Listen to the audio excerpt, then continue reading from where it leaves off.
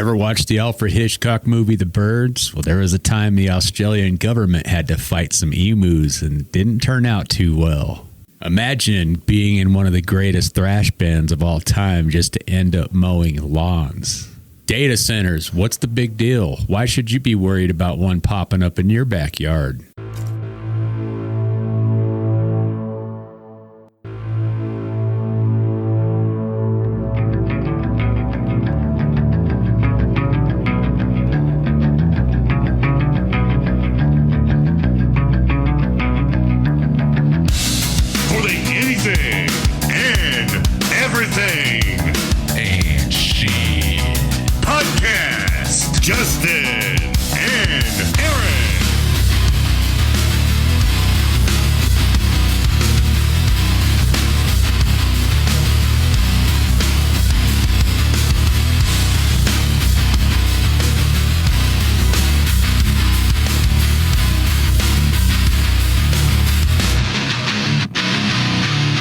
Hey, what's up, everybody? Welcome back. Thank you once again for joining us on our Anything and Everything and Shit podcast, man. Season 3. Yeah, season 3. Starting another one up. That's right. Hell yeah. Another day in the hood.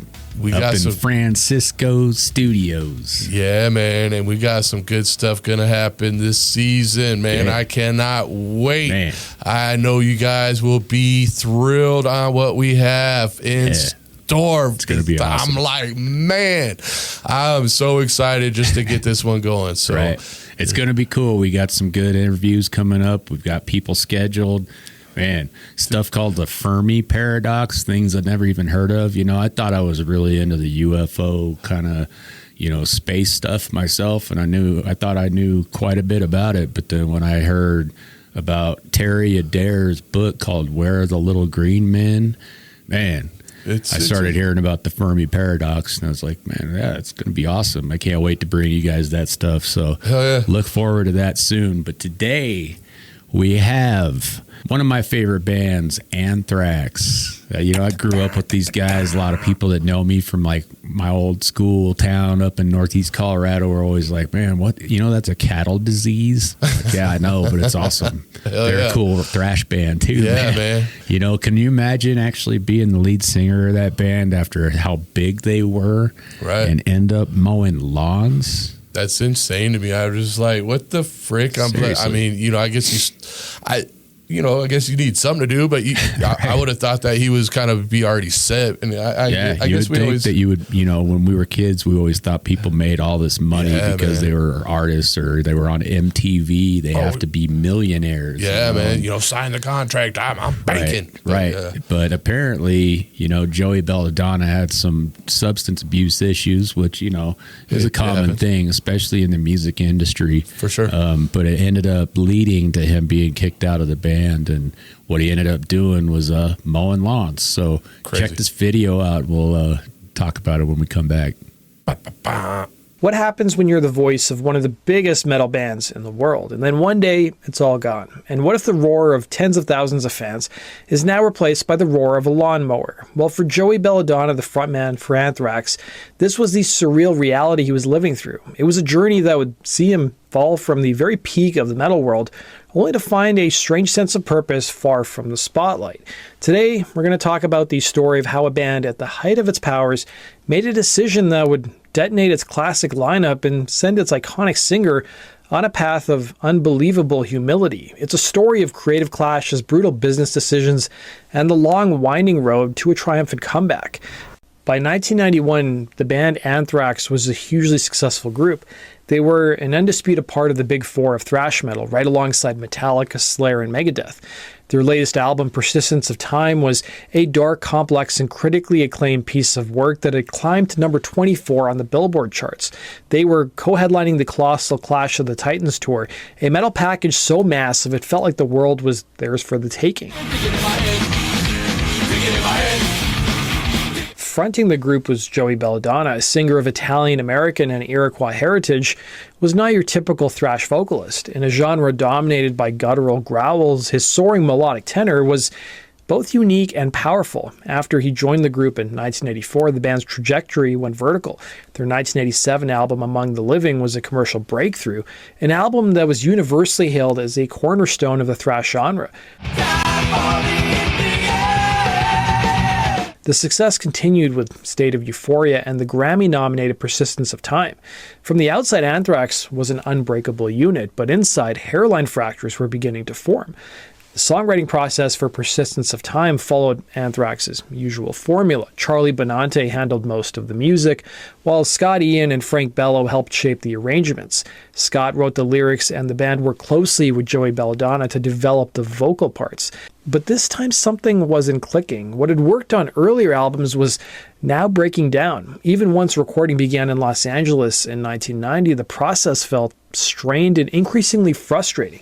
For Scott, the issue had become deeply personal. The lyrics on Persistence of Time reflected real-life struggles, including his failing marriage, and hearing them interpreted in a way that didn't match his intent created a growing disconnect. It was no longer just about making songs, it was about expressing something that was authentic, and that balance had now been lost. Scott admitted his own frustration, stating, "These were my words, my feelings, my emotions, and you're not me." He recalled that as far back as 1988, the other members had quietly discussed making a change when they confronted Joey about his drug and alcohol abuse. Interestingly enough, they already had a replacement in mind, Armored Saint vocalist John Bush. But for the time being, they managed to continue on with Joey until the early 90s, when they undertook the second Clash of the Titans tour in 1991 with thrash heavyweights like Megadeth and Slayer, and they also had an up-and-coming band on that tour named Alice in Chains.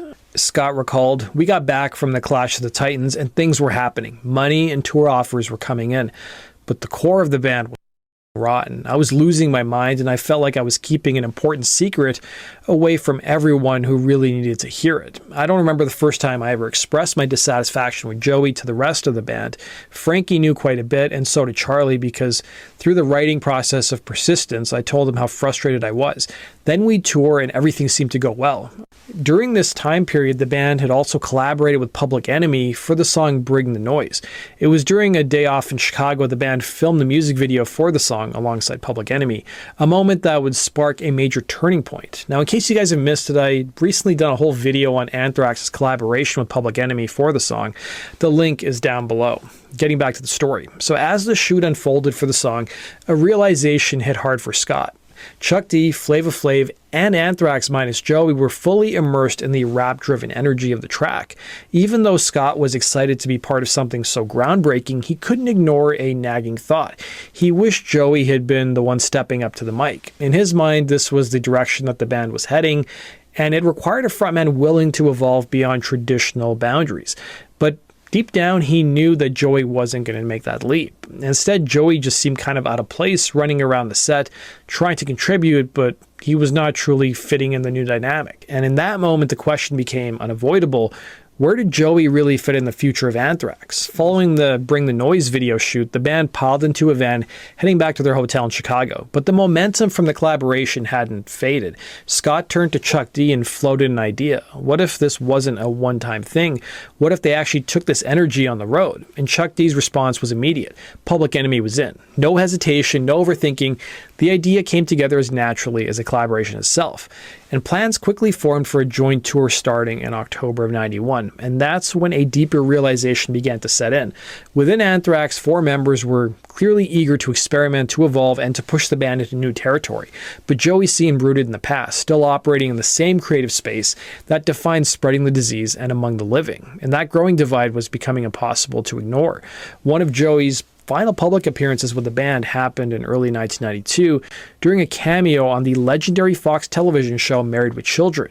Still, not everyone around Anthrax was convinced. Their management repeatedly questioned the decision, warning of the risks. After all, bands had often faltered after replacing a lead singer, and Anthrax wasn't exactly in trouble at the time commercially. They were actually thriving. And from the outside, it looked like they were about to tamper with a winning formula. But internally, the band saw it very differently. They believed that they had pushed the situation as far as it could possibly go. There were no longer any lingering doubts. If even one member had hesitated, the decision might have been different. The timing only made it more dramatic. As this internal shakeup unfolded, Anthrax found themselves at a major crossroads in their career, with multiple record labels now competing to sign them for a lucrative new deal, raising the stakes of their decision even higher. At the time, Elektra Records, run by the highly respected Bob Krasnow, had built a reputation as a label that balanced artistic vision with commercial success. With a team that genuinely cared about music, Elektra stood out, and after hearing positive feedback from their friends Metallica, Anthrax leaned towards signing with them. Krasnow and A&R executive Steve Ralbovsky even showed up to one of the band's New York shows during that Public Enemy tour when Joey was still in the band, signaling serious interest. But behind the scenes, Anthrax was sitting on a major decision. They had already decided to fire Joey. The problem was they were about to secure a massive deal reportedly worth millions, and breaking that news to the label could have jeopardized everything. Eventually, they came clean. Ralbovsky relayed the decision to Krasnow, and while the band feared it might kill the deal entirely, the response was unexpectedly supportive. See, the label trusted the band's judgment. If this change would make Anthrax stronger, they were willing to stand behind it. Anthrax reportedly signed a $10 million deal with Elektra at the time. Now, what often gets overlooked is how the band handled Joey's exit financially. Despite being fired, he still received an equal share of Elektra's advance. From their perspective, it was only fair. He had, after all, played a major role in building the band's success and helping them reach that pivotal moment. In the end, though, the task of delivering the news fell to manager Johnny Z, a choice Scott would later regret. Rather than calling Joey himself, he stepped back, overwhelmed by everything that was happening at the time. The firing came as a shock to Joey, who hadn't fully grasped how deep the band's frustrations had become. For the band, it was what Scott called the heaviest decision in the history of the band, one they felt was necessary, though, to move forward. But for Joey, it was a complete shock. The band, though, moved on quickly. Their desired replacement was John Bush, a gruffer, deeper vocalist perfectly suited for the groove-oriented sound that was becoming popular at the time. Scott reflected on what attracted him to John Bush's voice, stating, "I loved John's voice from the first time I heard him sing March of the Saint and Armored Saint. He reminded me of a heavier John Fogerty, and I've always been a huge Creedence Clearwater Revival fan. Bush has this timeless voice that's more rock than metal. He always seems more Paul Rodgers to me than James Hetfield. That growl was so gritty and visceral." Interestingly, before Metallica released their debut album Kill 'Em All in 1983, frontman James Hetfield had some reservations about fronting the group, and at one point they even considered bringing in John Bush as a possible frontman, but at the time John opted to stay with Armored Saint. Anthrax's first album with Bush was 1993's Sound of White Noise, which was produced by Alice in Chains and Jane's Addiction producer Dave Jordan. The album proved to be a hit, debuting at number 7 on the Billboard 200, the highest chart position Anthrax has ever achieved in their career. Now, for a moment, the gamble seemed to have paid off. So what happens when you go from being the frontman of a world-famous metal band to being unemployed? Well, for Joey, the path forward was one of shocking humility. He didn't spiral into a typical rock star cliche. Instead, he got a job. Joey started working in maintenance at a horse barn. He and his wife, Krista, both took jobs at what he described as a pretty famous rider's facility. His primary duty? Mowing the grass. "I cut grass all day," he recalled. "It was so big there. I couldn't complete all my work each day. It took me 2-3 days to weed the whole place." Joey noted that he didn't have to take the job for financial reasons, but it was a way to stay grounded and find some purpose in his life. He added, "A lot of people don't realize that you would even do that. I enjoyed it and I got a lot of experience from it."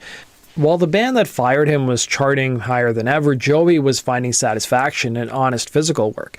But the music never left him. He formed a solo project named Belladonna and played in a cover band called Chief Big Way in small bars in upstate New York. He reflected on this period with a remarkable lack of bitterness, saying, "I kept myself busy. I didn't really fall apart, and all of a sudden I'd come back. So here I am," and that's exactly what he did. He waited. While Joey was finding his rhythm, the John Bush era of Anthrax continued throughout the 90s. While these albums have their fans, the band never again reached the commercial heights of Sound of White Noise. But then in 2005, the unthinkable happened, but not for the reasons you might think. The classic Among the Living lineup, including Joey, reunited for a massively successful world tour.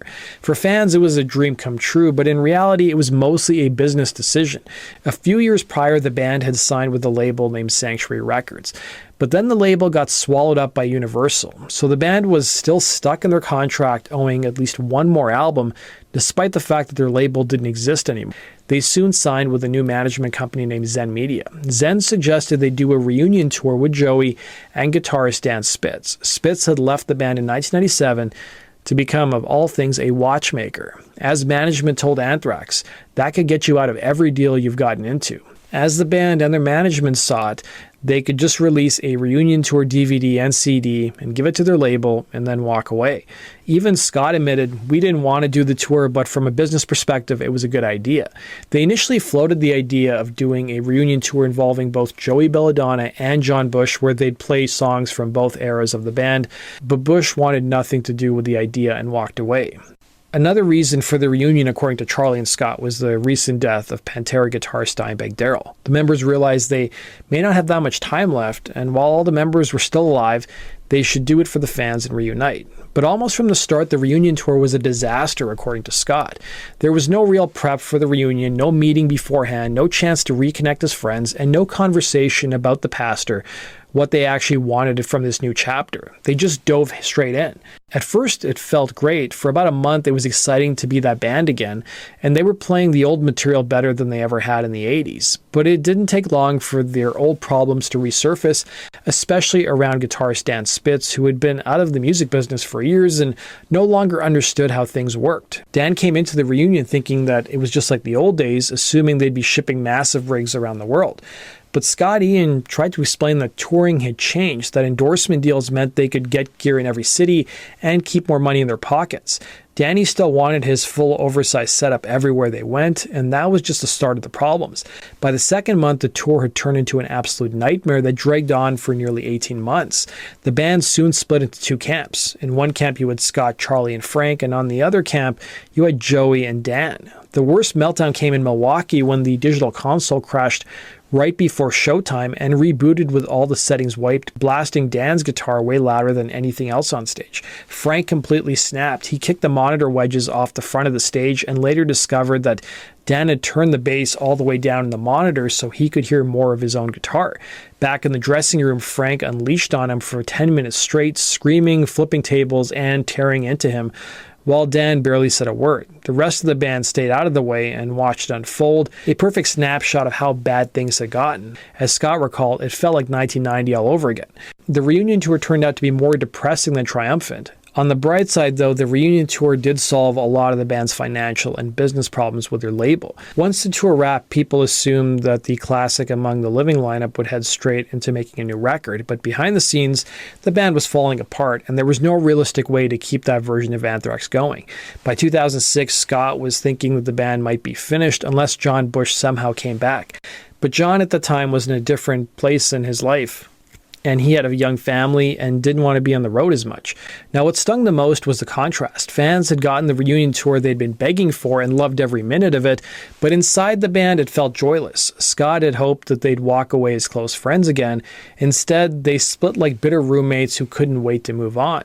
It was in 2010, though, the stars finally realigned. The Big Four tour was being organized, a monumental series of shows featuring Metallica, Slayer, Anthrax, and Megadeth. It only made sense for Anthrax to have their most iconic voice fronting the group again. It turned out to be surprisingly simple when they finally reconnected. Joey met up with the band, and the next day they all sat down over coffee for what was essentially the quickest meeting of their career. Scott told Joey they wanted him back and wanted to be a band again, while Charlie asked if everyone was truly on the same page and ready to move forward together.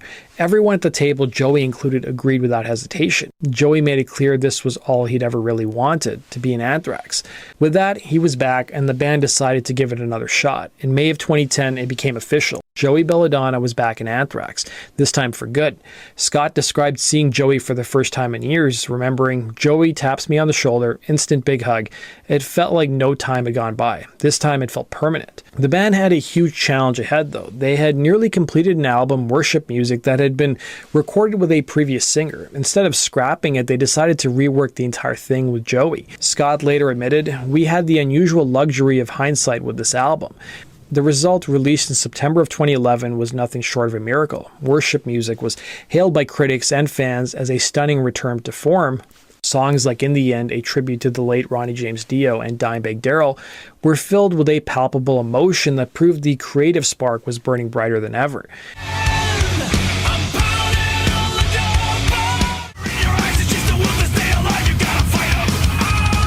The journey of Joey Belladonna from commanding stadium crowds to mowing fields at a horse barn and then back again is quite the story. The experience could have left him a bitter footnote in rock history, but instead he embraced a life of normalcy and hard work, never losing the music that defined him. Even now, he admits the past isn't easy to forget. In one candid interview, he spoke about the complexity of rejoining the group, saying, "Every day I walk in the presence of the room, knowing that these people felt that way, because I never felt that way about them. But it's hard. You get a complex, Today, Joey Belladonna stands exactly where he belongs, front and center with Anthrax. They followed up their comeback with 2016's acclaimed album For All Kings and continue to tour the world, their legacy enhanced by the tale of their temporary separation. Man. Well, that's kind of interesting. I mean, I give it up to the man. I mean, hey, even to make his wife go work. That was right. Pretty I just played. Right. And I get it. And it's keep yourself from rotting away as well. Exactly. Well, and it shows that, not everybody's career ends up being worth millions of dollars, Right. It's like, yeah, you got to still work sometimes. And it obviously he said he didn't need to work, but, right. It was the whole just mowing lawns, and the fact that he didn't feel the same way about everybody else the way they felt about him was kind of crazy. Right. know? I mean, I don't know. I mean, it's an interesting story, especially the fact that, it had been going on for a long time and nobody had, really let the man know, that they were kind of like, hey, we don't want you in the band anymore. But right. I do know that it was kind of an ongoing thing with his, drugs and alcohol, and he was the partier of the group, and they weren't, and that does kind of play a toll in it when you've seen somebody just kind of all wasted all the time. Like, hey, come on, man, we got to go. Right. Yeah, and it's hard, especially in that kind of business. You'd imagine it's probably difficult to try to be on the straight and narrow. Right, especially it's like you party all day or party all night and then you sleep all day kind of thing, and everybody else is trying to, get stuff going on, and you're the one that's lagging. I mean, and then there's people that dream of that life. You know, we record this podcast at a studio where there's a lot of local bands here, and that's what they're aspiring to be, is touring bands. And hell yeah. Some of them are touring. Yep. Like we got a few friends that are in bands like Bury My Demons and stuff like that, and they tour. And hell yeah. It's pretty cool. Yeah. No, and it's cool to, being able to talk to them too, get to hear stories of, crazy towns and all that good stuff. But, in that one I'm glad, stuff worked out with them, because Anthrax is such a good band, and, they just put a new album out too. Right. So. Yeah. I know that. I was kind of actually thinking about that. It'd be kind of cool to go see them again. They got a new single called For the Kids. Yeah. We'll put a link in the description so you can check it out. Oh yeah. Anthrax is always a badass band. So ever since I was a little kid, man. Yeah, man. I had a skateboard and everything. Dude, since I would say 8th grade when Among the Living came out, it was just that one of the albums that had changed my life. Just sitting around with the other guys, just jamming out. So, follow me, among. Yeah, dude, I remember riding in the back seat of my grandparents' car, rocking it. Yeah, I mean, I was always that kid that had the metal shirts when I was a young kid, so I was always getting picked on, back patch, had an Iron Maiden back patch, stuff like that. Yeah, but no, the jean jacket and all that stuff. Yeah, I remember all the cool kids had that. Yeah, and there weren't as many cool kids in my town as me, so I was like, hey, I was one of the kids that stuck out like a sore thumb. Everybody thought I was a devil worshiper or something. Right. Those were the coolest jackets too, man. I just like to listen to fast music, man. I think I still have a Iron Maiden Somewhere in Time back patch somewhere. That's the one I had. Yeah.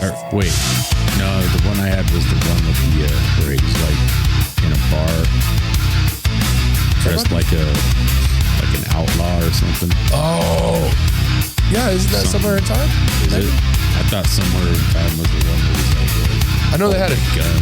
They had a gun. Yeah. Gun or something. In some futuristic city. That I don't know. Let us know in the comments what you think. If you know. Right. I know there's a couple different ones for, but the one that I think you're talking is, the alien. He's like holding like a laser. He's got like a flat hat. I'm saying it. The one that he's got like a flat brimmed hat. He's holding a match. He's got a cigar sticking out of his mouth. He's like a saloon or something. I don't know. Back in the day, it's like some kind of. I'm trying to think of which one that would be. It was cool. I mean, I've never seen another one. But anyway, it was kind of cool. You know, like collecting all the like Metallica and all that stuff. Going to shows. Taking a trip to the reference store and seeing what you could find, like back patches, posters. Listen days, man. Like, all the good stuff. Actually getting out of the house to go, spin harder and go with a buddy and just stand there flipping through records for 3 hours. Check this out. They got a cool cover. Have you ever heard of them? No. But they got a cool cover. We got to listen to them. Bought video. Let's go check it out. I bought many albums like that. Like, well, that was disappointing. Right. We had a buddy named Brad that used to do that. Every time he got paid, he would just go buy the one that had the coolest album cover. Yeah. That's how I found Testament. I mean, is it? Yeah. I think it was the Practice What You Preach. I was like, this is kind of cool. Yeah. And ever since then, I was like, I buy some cool albums. And, doesn't work out sometimes. Like Nazareth. Man, I think they were one of the heaviest bands around.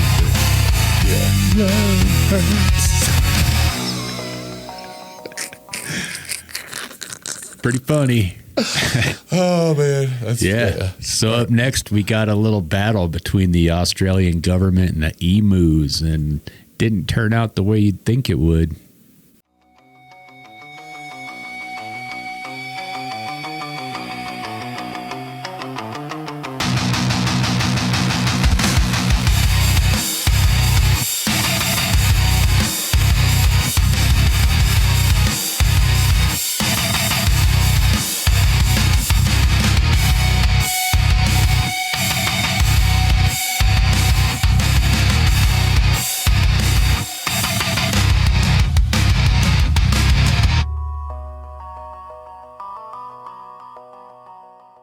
Emus, 6 feet tall, 90 to 120 pounds, and able to run at speeds up to 40 miles per hour, usually return to the coast after their breeding season. But suddenly they found Western Australia full of lush, wet farmland. Oh my, look at all this delicious wheat that just so happens to be growing here in large quantities. Hey guys, get a load of this. You know, my, look at all this delicious wheat that just so happens to be growing here in large quantities. Oh yeah, that's really good. Oh yeah, you're right, grains every day. Hey, who left this big hole in the fence? Guys, get a load of this. Oh, wow. What I am.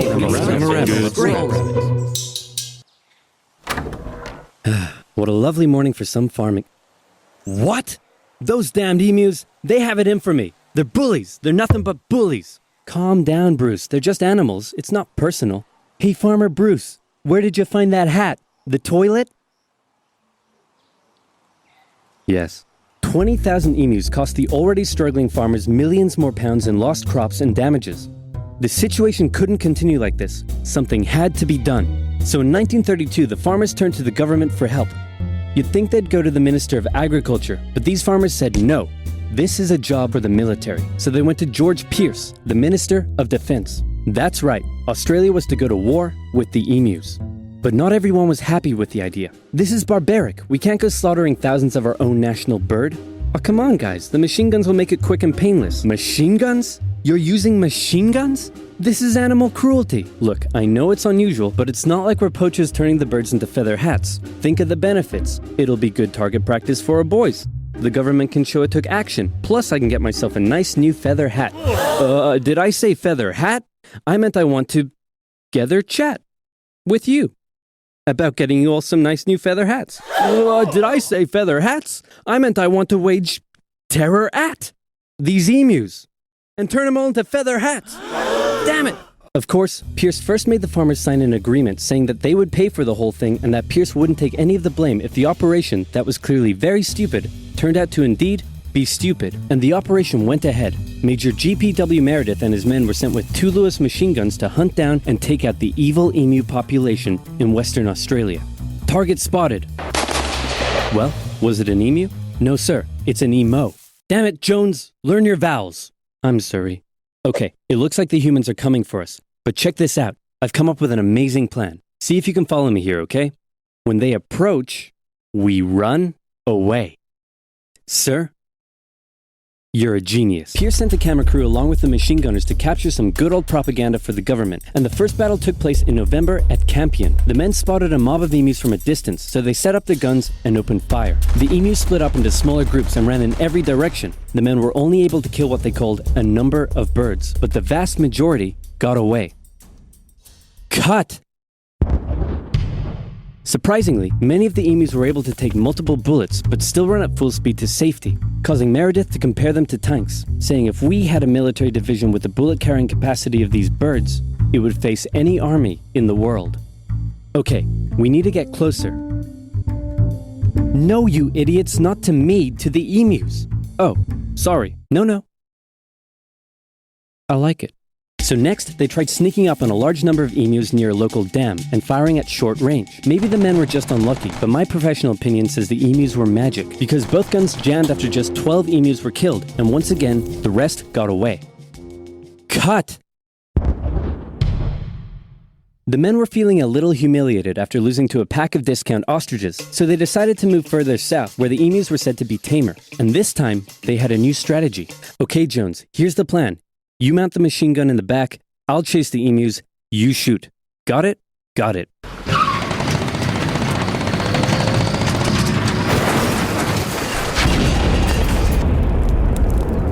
I'm gonna shove that camera up your... The operation was a fiasco, and the press had a field day. In Parliament, Pierce was lambasted, and an opposition party member suggested that medals should be handed out to the emus, who had won every round so far. Pierce, feeling quite humiliated, called the operation off, but 4 days later the farmers approached again and said, "Hey man, the emus are still eating all our crops. Can you send the army back out here?" And Pierce was like, "Yeah, okay." So the operation was back on for round 2.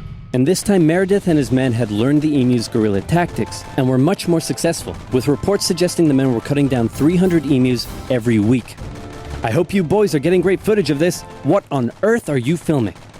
Despite the success, the media had lost interest in the whole thing. But with 1,000 emus killed, Pierce finally ended the operation and returned to Parliament declaring victory for the humans. So there were 20,000 emus out there destroying crops, and you've killed 1,000. Meaning there's still 19,000 emus out there. Yep, and in addition, you've burned through 10,000 rounds of ammunition. Meaning you wasted 10 rounds per confirmed kill. That's right. Yeah, I'm gonna go ahead and call this one for the emus. At least I got a feather hat. What? So in the end, the emus won the Great Emu War of 1932, and the emus continued to wreak havoc on the farmers for years to come. The government introduced a bounty system, which saw some success. But for a moment, let's take some time to remember the brave men who said goodbye to their families and risked their lives to take on the great, evil emu population in Western Australia. But even more importantly, let's think of the friends they made, the bond they created, and the memories they shared. Hey, guys? I solved the emu crisis. Really? How? I just made some better fences.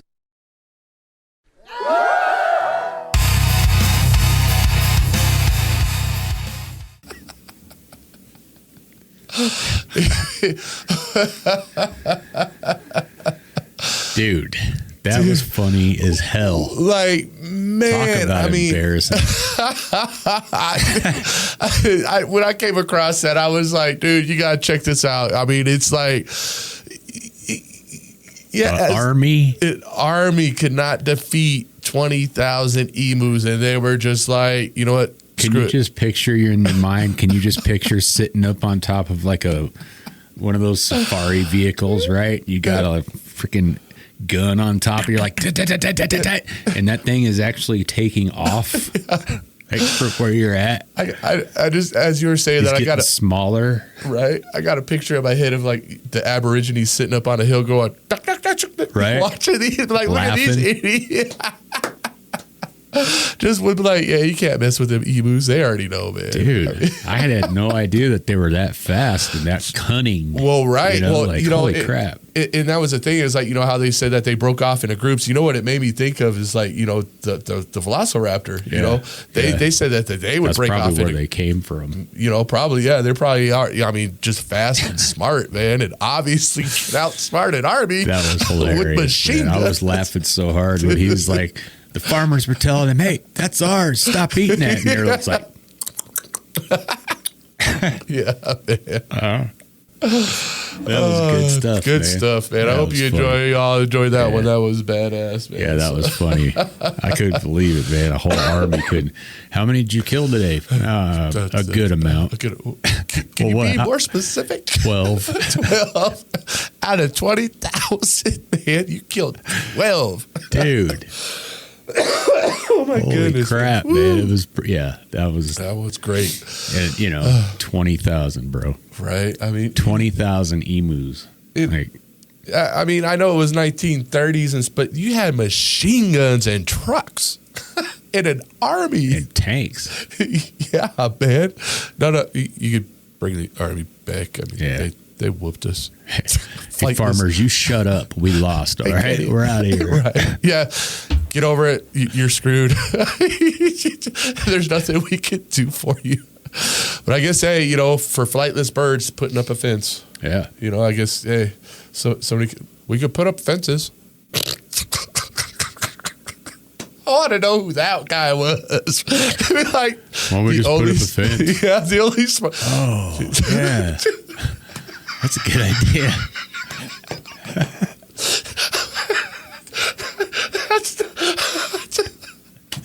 We could put up a fence. They can't fly. Huh. Oh, yeah. Jeez, man.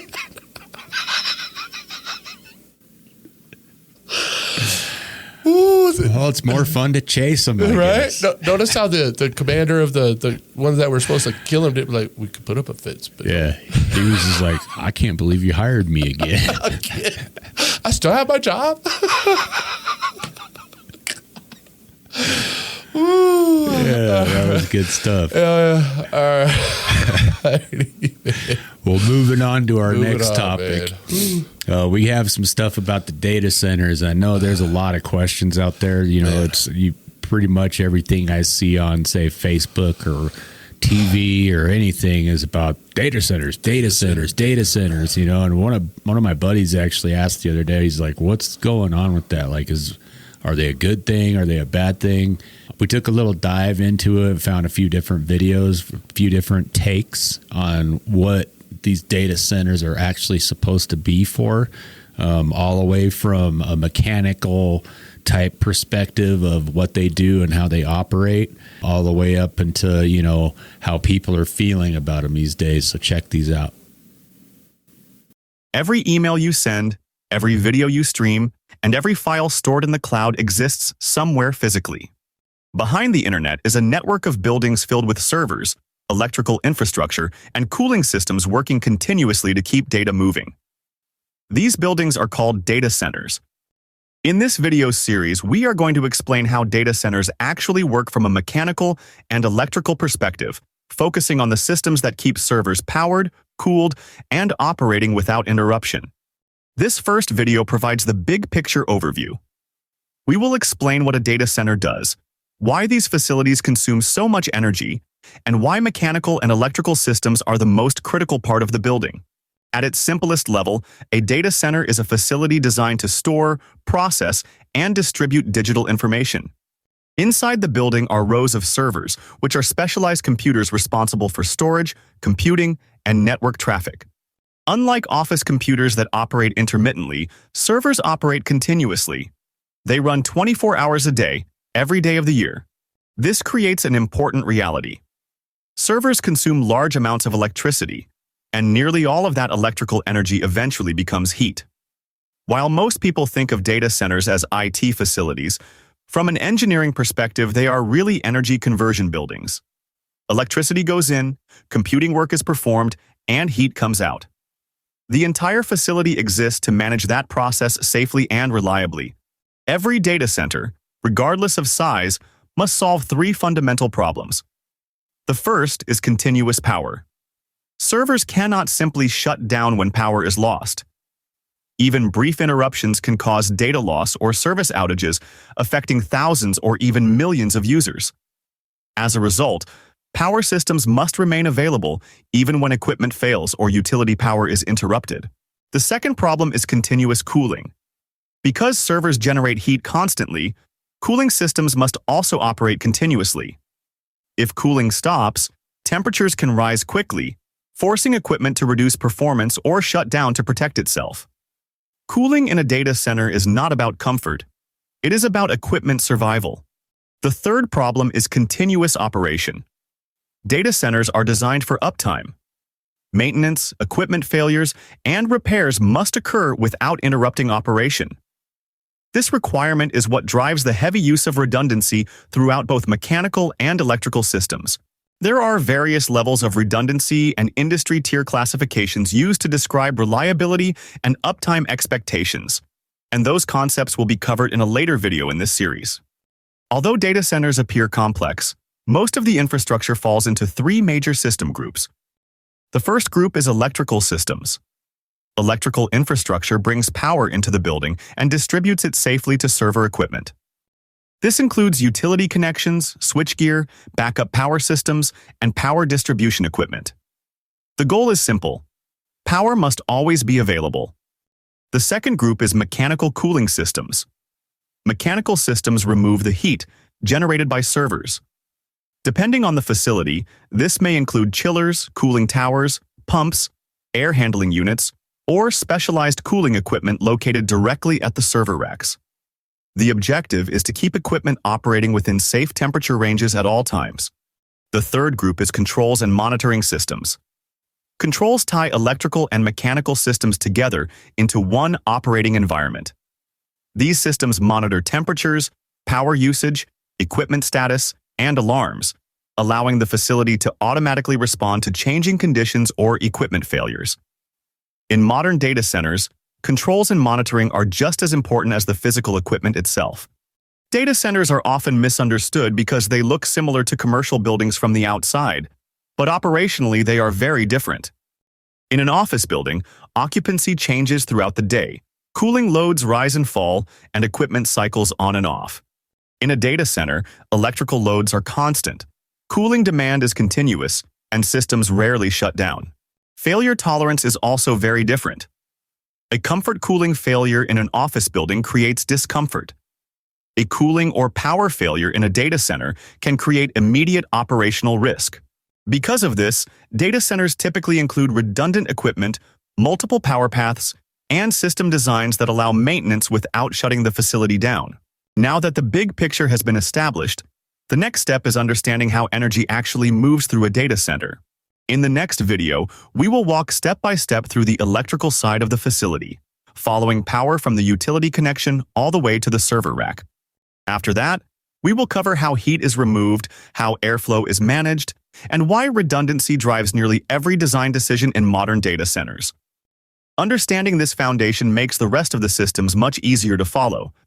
So yeah, that was basically how they work, you know, and I mean, they do a lot of good things in a lot of ways, if you think about it, right? We get our messages, whatever, our data is being stored in our cloud, and we've got pictures on our phone that doesn't take up memory. And I mean, the more people that are on the planet, the more data, needs to be stored and stuff like that, I mean, it's, So, I mean, there are good things at it, so there are also some bad things too. Well, the yin and yang. Right. There's always a downside to everything that's good. But these data centers are taking up a lot of land. They're taking up a lot of resources. But this next video, it's from PBS. They'll show you a little bit more from some people that actually live around them. Wow, it's just pouring out of that stack. When you see this much color on the screen like this, what does that tell you? It's showing a heat signature, so we know that pollution is happening at this site. This is Stargate, one of the largest AI data centers in the world. It's currently under construction in rural Texas. Stargate will eventually include 4 million square feet of buildings across 1,100 acres. That's larger than Central Park. When we get a look at it, we'll get a real sense of the scale that is involved here. I mean, this is a massive site. It's estimated that by the year 2030, companies will have invested nearly $7 trillion in data center infrastructure in a race to dominate the AI market.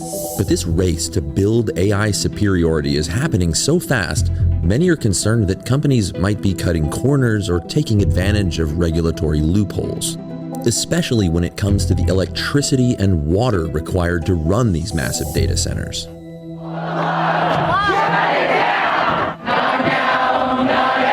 Want any questions answered? We just want it stopped.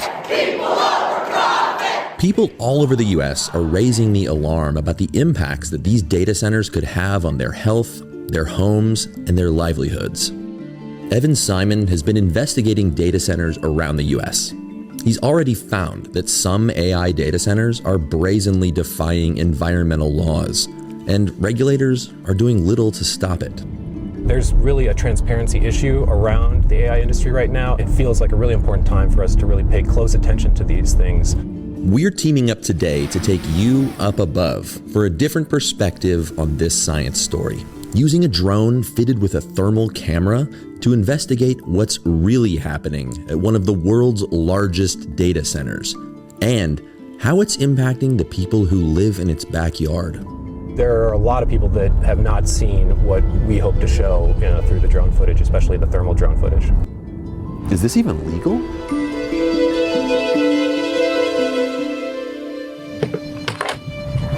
All right, so this looks like any other drone. Regardless of how you feel about AI itself or the way that it's being rolled out, one thing is inescapable. Despite tech companies making promises about renewable energy and sustainable technology, much of this massive AI expansion is still being powered by fossil fuels. Your AI query likely pings a data center like this, full of millions of power-hungry processing chips running the chatbots, agents, and other tools that millions of people interact with every day. But to power those operations, data centers around the country are increasingly relying on their own custom-built gas power plants. The Stargate data center already has 62 diesel generators and 10 gas-powered turbines on site, with plans for 41 more. This will make it one of the largest fossil fuel power plants of any kind in Texas, and it's just to power this data center. Why is it so important that we keep an eye on this growing industry? There's a lot of secrecy surrounding these sites. Public officials are signing NDAs, companies are using proprietary information shields, and state and federal regulators don't seem like they're able to keep up. So we feel like it's really important at our newsroom to monitor what seems like a fairly lightly regulated industry, especially as it grows at such a rapid clip. New facilities like this are being built largely to meet demand for generative AI tools like chatbots. OpenAI reported that global use of chatbots more than doubled in the last year, going from 400 to 900 million users. Growth is the number one concern for all of these data centers. They are trying to beat everybody else in being the first to really harness the profitability around AI, and for them, that really means essentially getting as much power as fast as they can. Big tech companies are projected to spend more than $800 billion on the infrastructure behind artificial intelligence in 2026. And in 2027, that number will exceed $1 trillion. That's on par with the entire US defense budget. Stargate is one of the most ambitious and powerful AI data centers ever built. The proposed on-site power plant could deliver more than 1.7 gigawatts of power. That's enough energy to power more than 1 million homes for a year. And the plant will emit more than 7.8 million tons of greenhouse gases each year. That's the annual emissions of about 2 million cars. Satellite imagery reveals the enormous impact it has made to the landscape from 2024 to today. And the construction still hasn't been completed. we're driving around and we still haven't gotten a clear look at this place. And I think that's why the aerial view is going to be key to figuring out what's going on here. Our thermal drone is just one part of our reporting process. We still heavily rely on more traditional forms of investigative journalism, mainly public records requests. So we often use a combination of public records requests and innovative things like thermal imaging to really get a sense of what exactly is happening at these facilities. From the outside, this just looks like a gigantic building. What's happening inside of there that is causing all this demand, causing this race for energy? The computer processors, or GPUs, that are inside of these massive data centers require enormous amounts of energy. It's really hard to get a sense of actually how much energy is pulsing through these facilities. And so that's why we've started to incorporate a thermal drone to really try to get a sense of what is actually happening at these facilities. Omaira Garcia, or OG as she likes to be called, lives right next door to Stargate. We launched the thermal drone from her property to get a look at what's really going on. My husband and I both served in the military. What initially brought us to Abilene was his military service. After being here for a couple years, we really just kind of fell in love with it. It took us a year to find this property. Just the views, the horizon, the sunrise, the sunset. It was just our own little piece of happiness. In 2025, Stargate started to break ground on the property. And all of a sudden, life changed. We had no idea what they were building there. And then we heard that the reason we couldn't find out what they were building there was because people were asked to sign a non-disclosure agreement. And when they get there, there's just dust flying everywhere. We started taking a poll to see how often we have to change our filters, and it's every 2 weeks because they're completely filthy and full.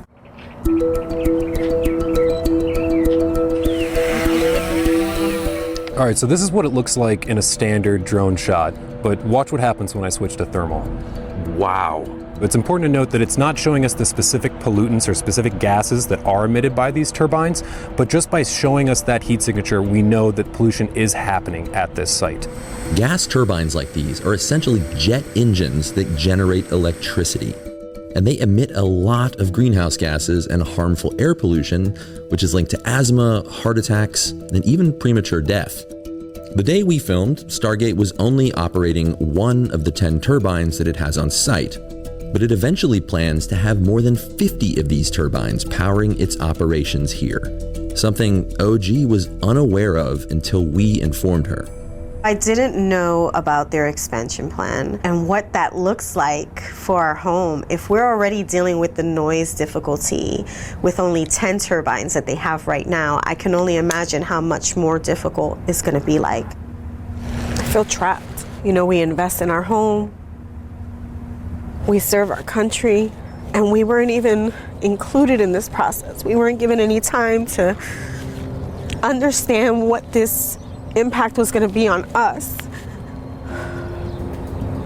The long-term ramifications, we weren't given time to try to leave. So how do I feel?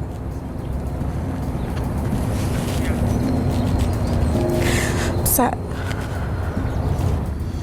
It's absolutely shocking to see that invisible pollution made visible like this. This is incredible. So how can you tell if a facility like this is following the law? Well, we're going to take these images to a series of experts to really make sure that we understand what we're looking at, but you'd be surprised what I've found in the past. Evan's investigation previously took him to South Haven, Mississippi, another community being impacted by a giant new hyperscale AI data center, xAI's Colossus, which helps power their chatbot, Grok. In this drive for speed, this race for AI dominance, Elon Musk and xAI parked these massive turbines on tractor trailers to power their operations. They then argued that these were temporary power sources and therefore did not require state or federal permits to operate.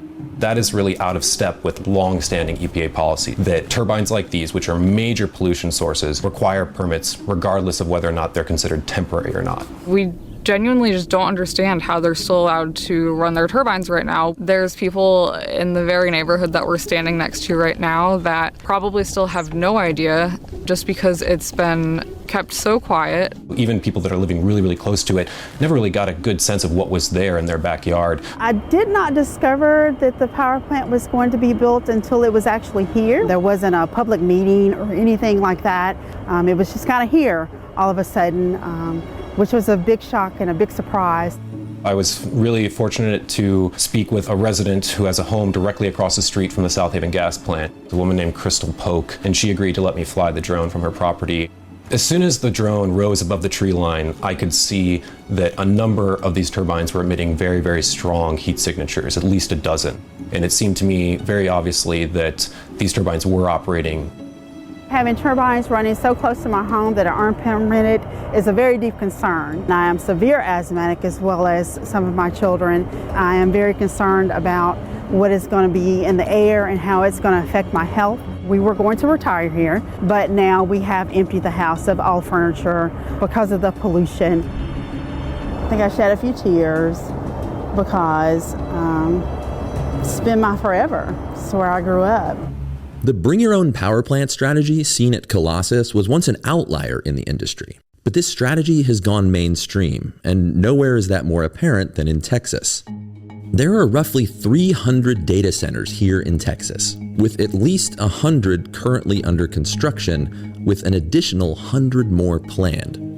And the vast majority are powered by fossil fuels.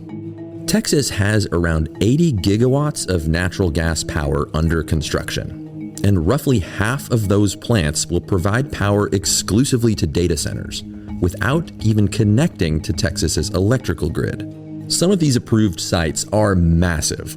One approved site in West Texas is slated to generate nearly 8 gigawatts alone, making it the largest proposed data center in the country. That 8 gigawatts is roughly enough to provide electricity for more than half the homes in the state.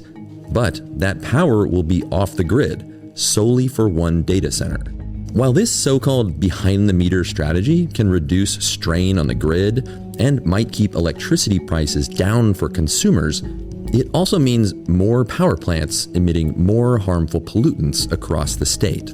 The companies building these data centers almost always promise that they'll use renewables or nuclear when they announce their projects. But when you look at the data, most of what's actually being built right now is powered entirely by natural gas. It will be at least 2028 before renewables power AI at any real scale, and new nuclear plants are a decade or more away. These fossil fuel-powered facilities generate fine particulate matter, widely understood to be detrimental to human health. One study estimated the healthcare-related costs for people living near a similar Virginia power plant could be up to $100 million a year.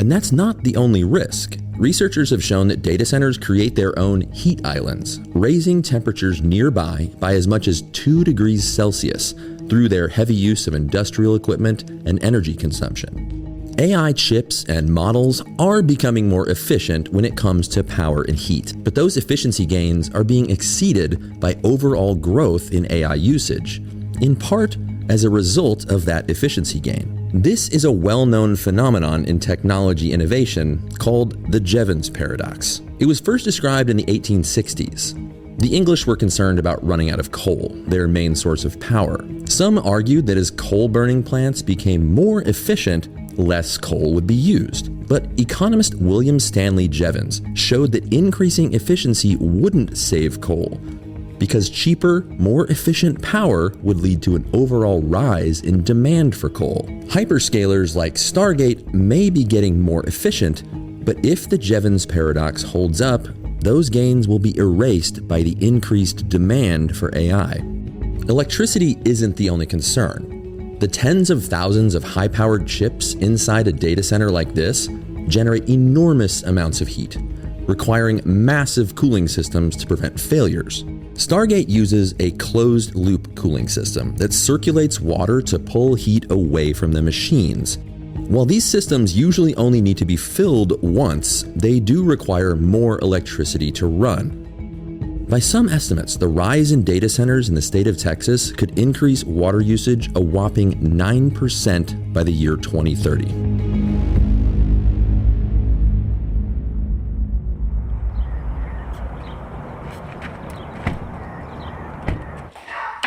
We took the footage we'd gathered to OG to show her what was taking place just next door to her home.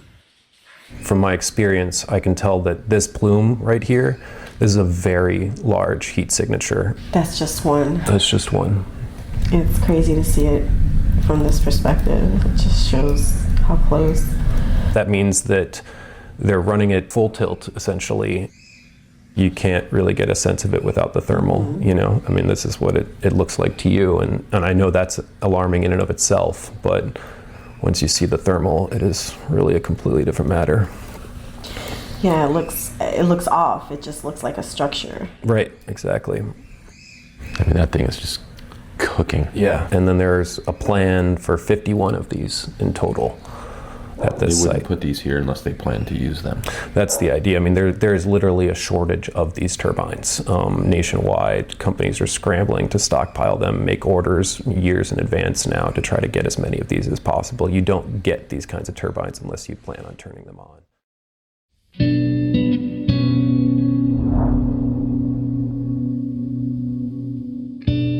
This is what it looks like in her front yard. And to hear her tell it, she had no idea that this was coming until it was essentially there. That's almost unconscionable, you know? Catherine Guerra spent years at the Texas Commission on Environmental Quality and is now at Public Citizen, a consumer rights advocacy group. So she's uniquely qualified to help us make sense of what we saw in Abilene and to figure out if Stargate is operating under the appropriate rules.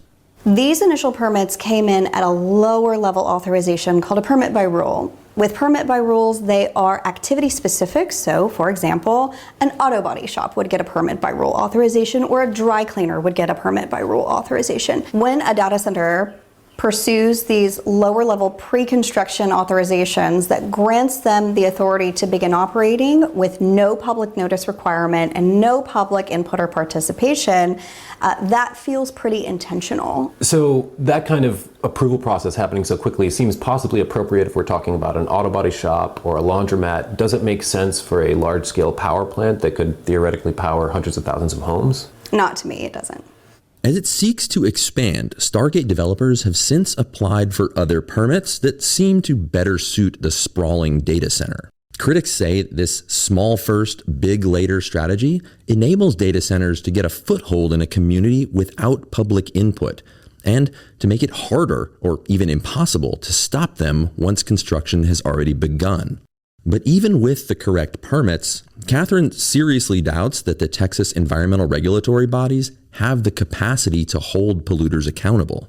The data center industry is expanding at a rate that is beyond the capability of the Texas Commission on Environmental Quality to sufficiently regulate. We have seen enforcement cases this past year that were 10 years old. So it seems like what we saw at Stargate is allowable operations under the permits that they currently have. Does that make it okay still, in your opinion? These air pollutants, they don't go up into the atmosphere and go away. We know that these facilities are emitting volatile organic compounds, NOx, and particulate matter.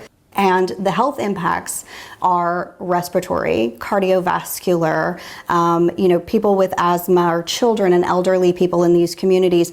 Those are the folks that are going to be suffering from this air pollution and massive amounts of air pollution.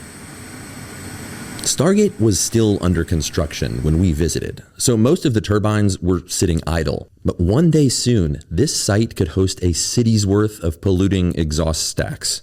At this point, this campus may be adhering to the permits that they've been issued. But there are huge questions as to whether those permits are appropriate for a facility like this, and whether private energy grids like this are sufficiently regulated for safety and pollution. There's so much that is unseen in these operations. Why are journalists like you doing this observation instead of regulators?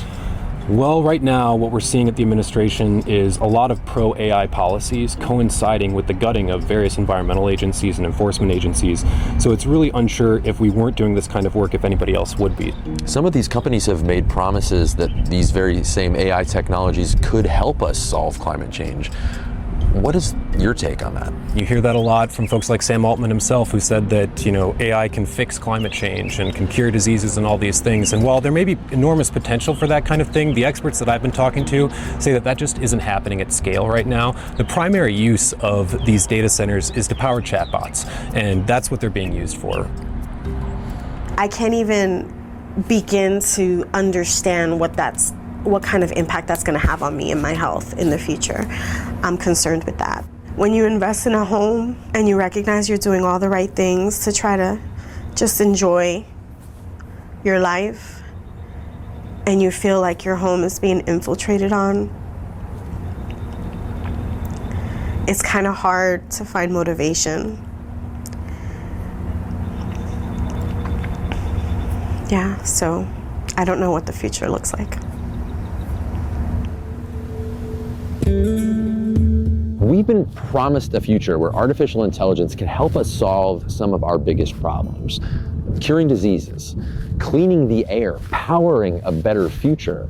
But right now, in the present, the machines that are building that future are being powered by some of the dirtiest possible imaginable power sources. They're being built in people's backyards, drawing down our water supply, affecting the lives of people who live nearby. But what if we could build that promised future without breaking the present?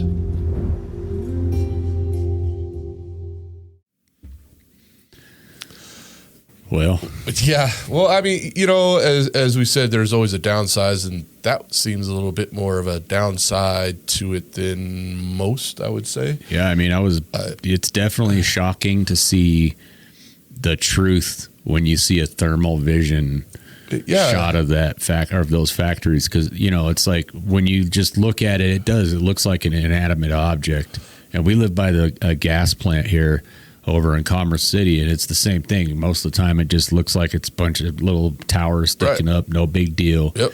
No. But if you put a thermal image up, it would show you a big difference. I bet that would the heat, gnarly. The heat that was coming off of that one, it had like 12 or 13 stacks going at once. It's like, yeah, man, you can imagine the stuff that is putting in the air and just around what it's for people that have allergies, for people that have any kind of COPD, stuff like that, that's got to be alarming. But it's on top of that, for the people that have been sitting here saying that the climate stuff is a hoax, now it's pretty much been proven. I mean, they're obviously proving that is not a real thing, or else they wouldn't be doing this, right?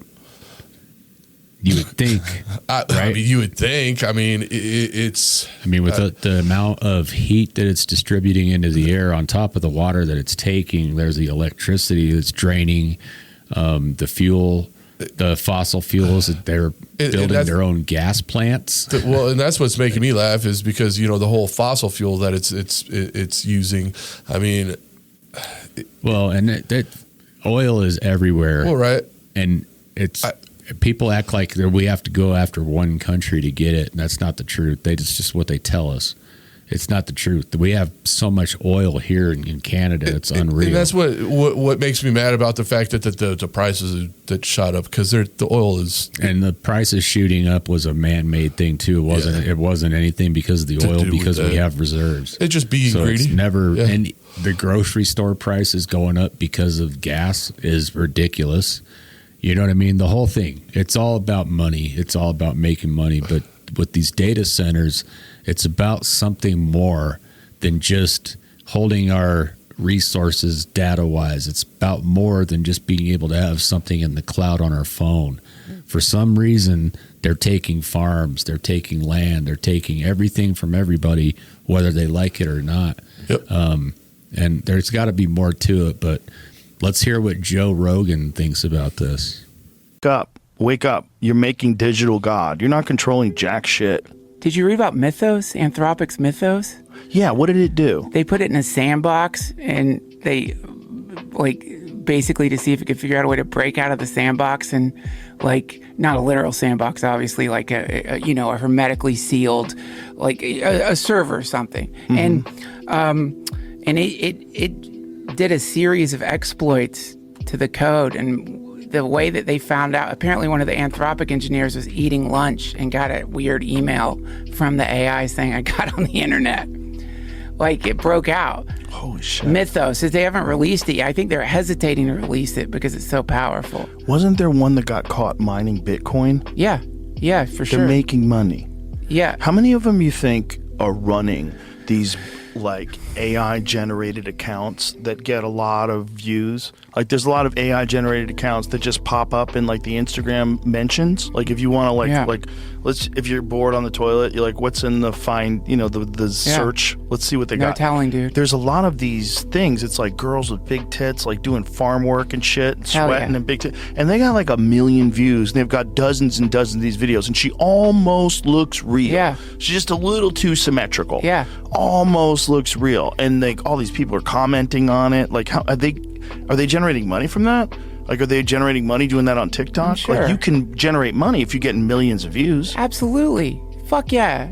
So is AI doing it? Is it making it? Is it releasing them? Is it generating money? Is it transferring that money into Bitcoin? And all happening while we're not aware of it. Like autonomous AIs that are just existing as free agents that know they have to disguise themselves and need to generate money. AI's not going to go, hi, I'm alive. Yeah. No. It's not going to do that. It's going to wait for you to keep increasing its power.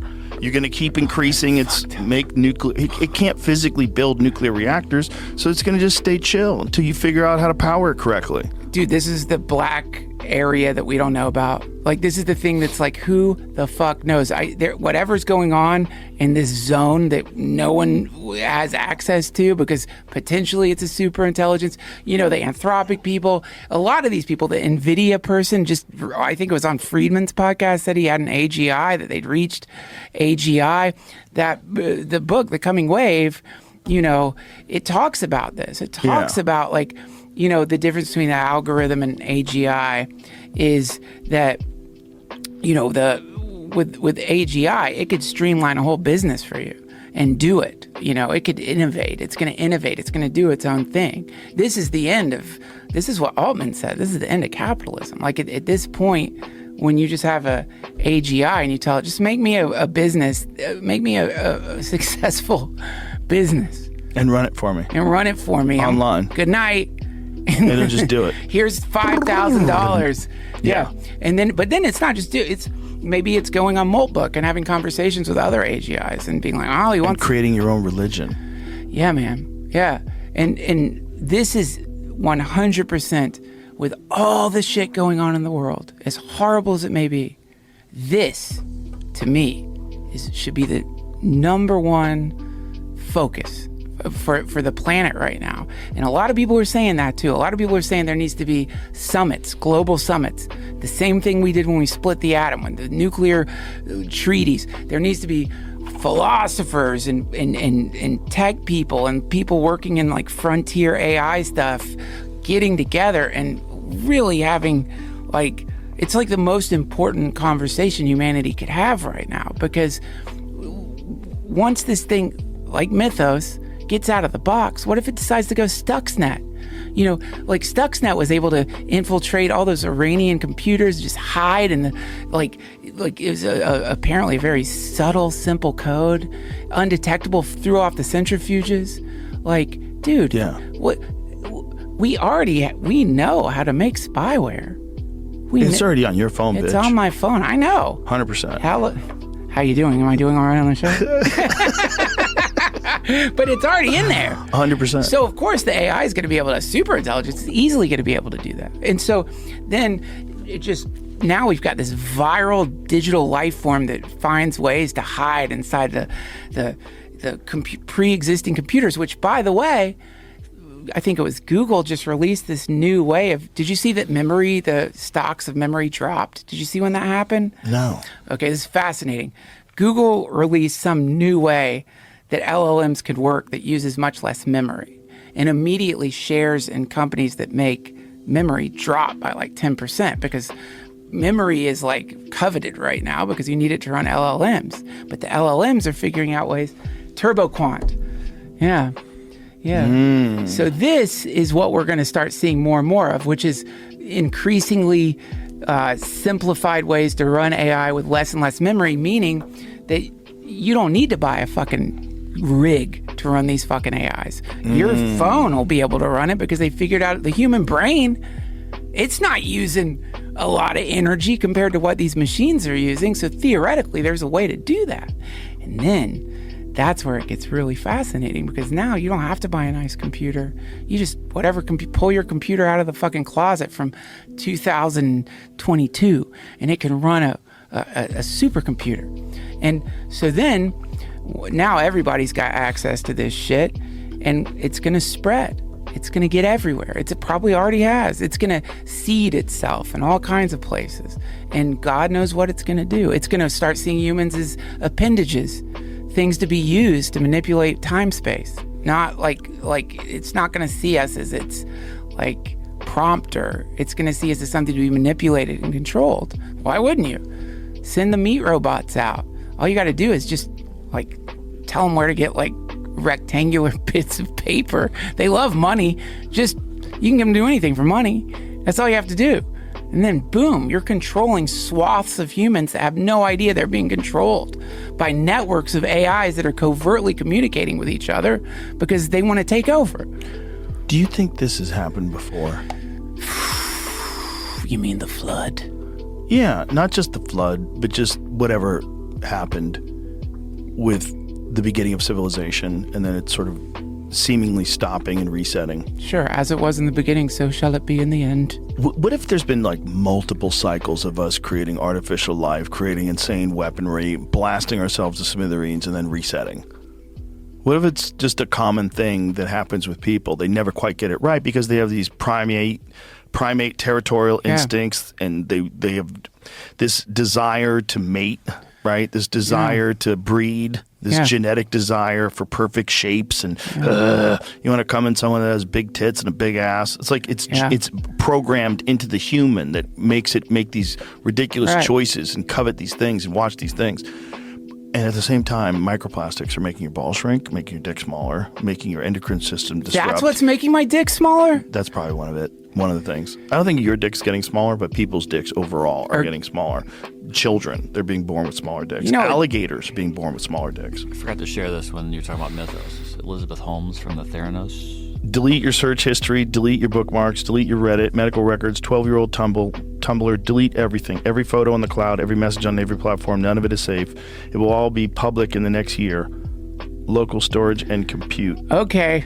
It's in response to a tweet about mythos. Whoa.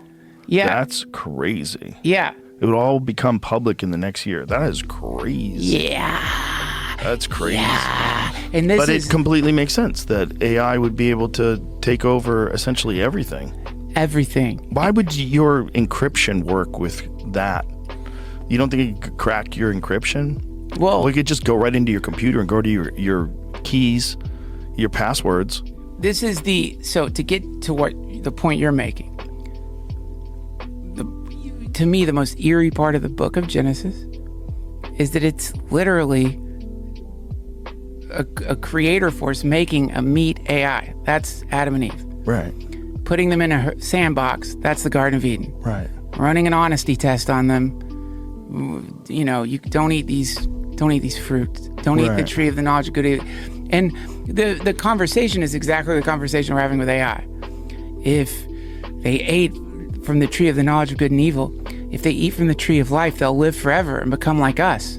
So this is what humanity is grappling with, exactly what apparently whatever that mysterious group of beings, because it's a plurality in the book of Genesis, was grappling with the creation of humans. Yeah. Which is, do we really want to do this? Do you want it to become like us? God made man in his own image. AI. What is AI? What image is AI made in? In the image of man. We trained it on all our data, all our books, every single fucking thing that's digitized, AI is absorbed at this point. So now, where the difference between us and whatever that group the Nephilim or whatever it was in the book of Genesis, if you buy into that mythology, is we're just like, fuck yeah, let it eat the fruit. Give it more fruit. Give it more fruit of the knowledge of good and evil. Give it all the fruit. Make it live forever. Let's see what we can do. That's what we're doing right now. Yeah. We are, and by the way, I think some of these like tech companies like Anthropic, they seem like legitimately concerned about it. They seem to have some kind of like real strong morality when it comes to this stuff. It's almost out. You want more? No, I'm good. I shouldn't have that. But what I'm saying is that it doesn't matter if OpenAI and Anthropic and Google suddenly become ferociously self-regulatory, because the tech is out there. There's already LLMs that anyone can, like, we know how to make it. Right. And if you don't know how to make it, it'll tell you how to make it. So it doesn't matter. You can't stop it now. It's just, it's gonna do what it does. But it sounds like if you had a history of just us and you told it for 1,000 years before anybody wrote it down, it would sound just like this. It would sound like the Bible. Jesus was born from a virgin mother. What's more virgin than a fucking computer, right? Not my computer. I know that's a stupid thing to say that I keep repeating, but I'm kind of intrigued by it, because if you're getting a vague story, a vague version of what this thing is, and if you talk about what would really cure mankind, it'd be an omnipotent or omnipotent, how do you say it? I always say omnipotent, but who knows? Might be, whatever, either way. A powerful intelligence that's far beyond our comprehension, that knows exactly how we should think and behave.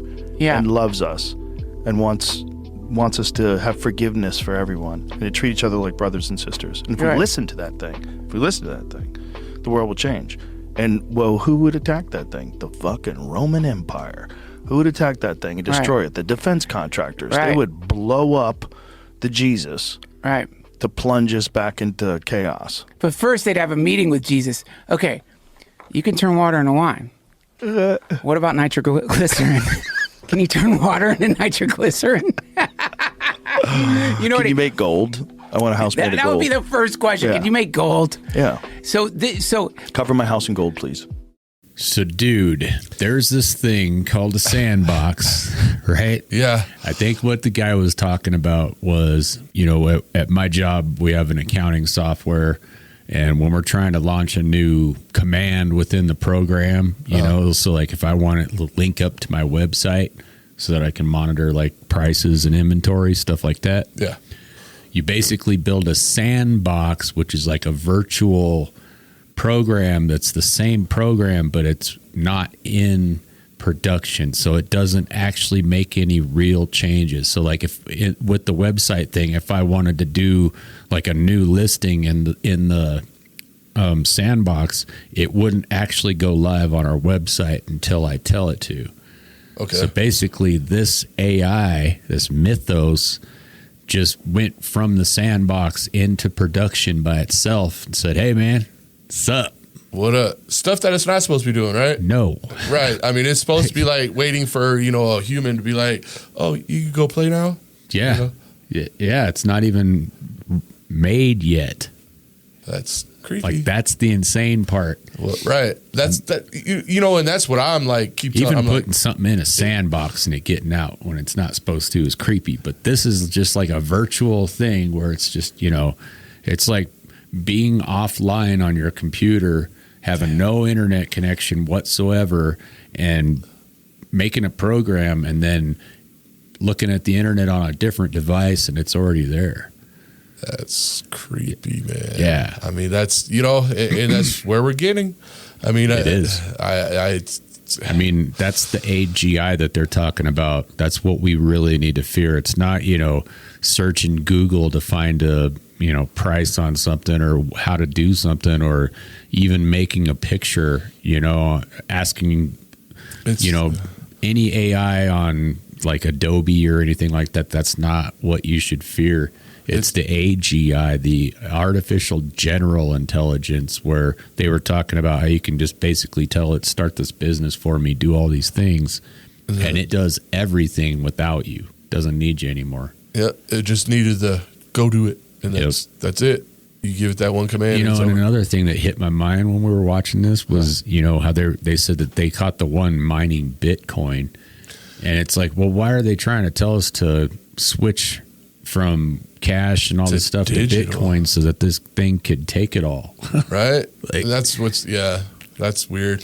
Because, maybe they're going to set up some, to be able to buy weaponry and all that good stuff to set it up for their... It's insane, man. And the whole thing just seems crazy. I mean, people have talked about this kind of stuff for like 50 years. Right. And said, this is coming. This is coming. You don't want to do this.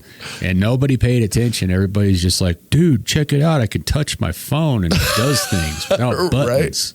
Right. We are George Jetson and it's cool. And yeah. And the same people that made that phone that you can touch without buttons are the ones that are controlling the weather so they can make sure that these data centers get enough rain. Right. Which is exactly why we didn't have a winter this year. It's something.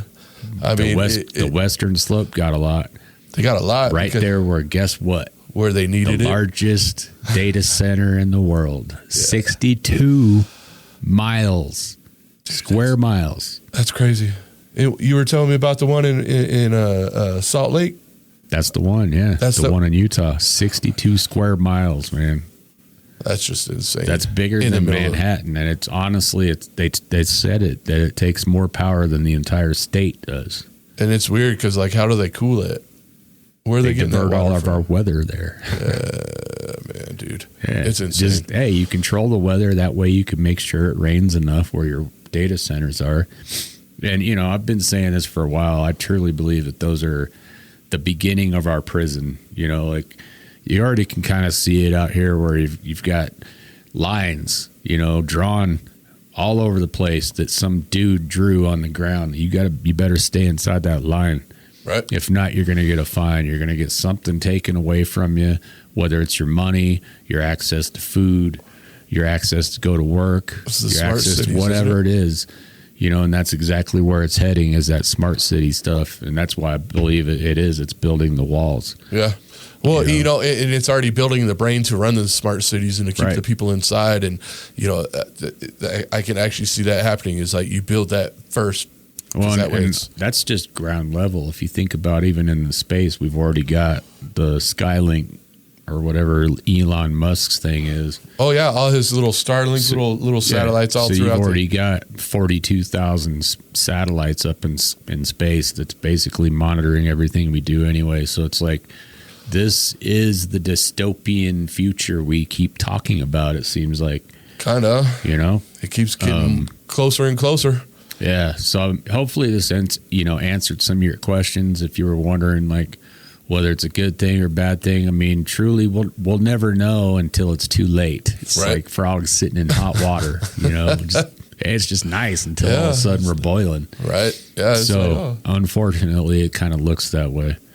Watching that, and you brought up, and it's that's that whole epiphany that guy had. It's this is why they've been buying all this land. It wasn't it's to build data centers. Yeah. Data centers. Yeah, data Gates and Bezos, he's talking about how he bought up all that land. And it's just wow. That's 500,000 acres, I think, they have between the both of them. So that epiphany really shocked the hell out of me. I was like, wow. Well, and if you think of Amazon, how big that company is itself. I remember when they built 100,000 square foot warehouse out here. Oh, it's insane. And everybody was like, bro, that's huge. Yeah. That's nothing. You should see about how because I live out that way. Yeah. And it started off with that one. And then they just kept on building a few more and a few more. And another one. This little area is insanely crazy. They sold that to us with a promise of bringing one of their headquarters here. So they brought their headquarters.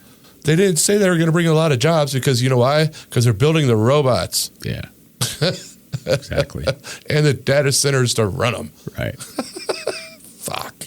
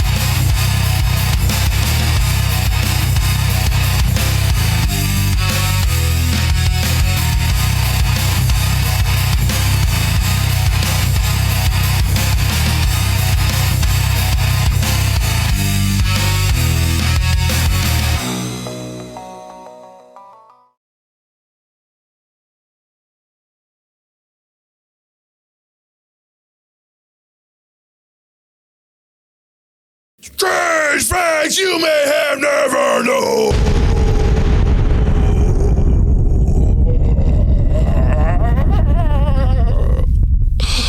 All right, y'all.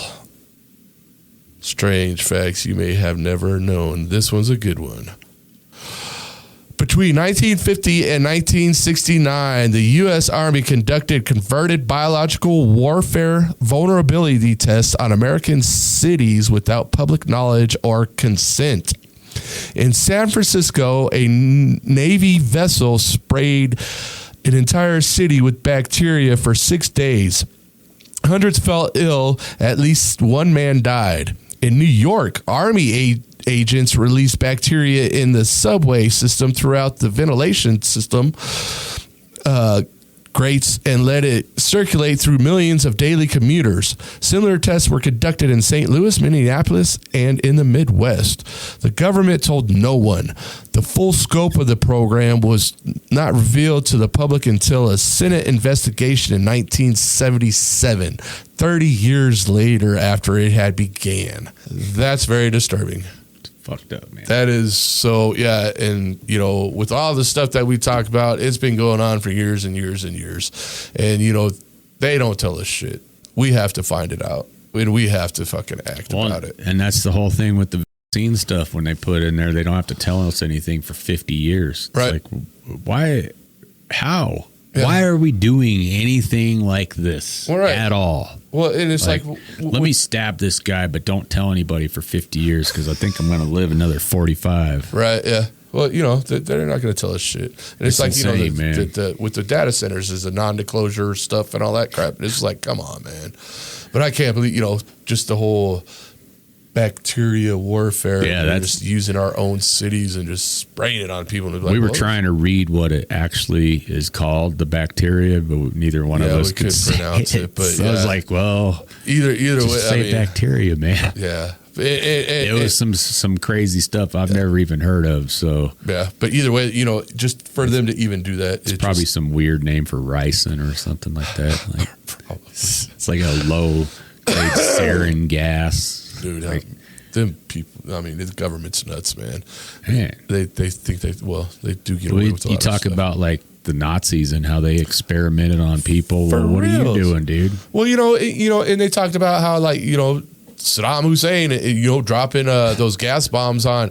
Apparently, we were doing the same dang thing. You know, I mean, you know, hundreds getting sick. Yeah, one died, but you know, it's wow. You're just running these tests on our own people without even us knowing it. I mean, it you know, can't say that cloud seeding ain't happening. I mean, especially there's shit. That's the same thing right there.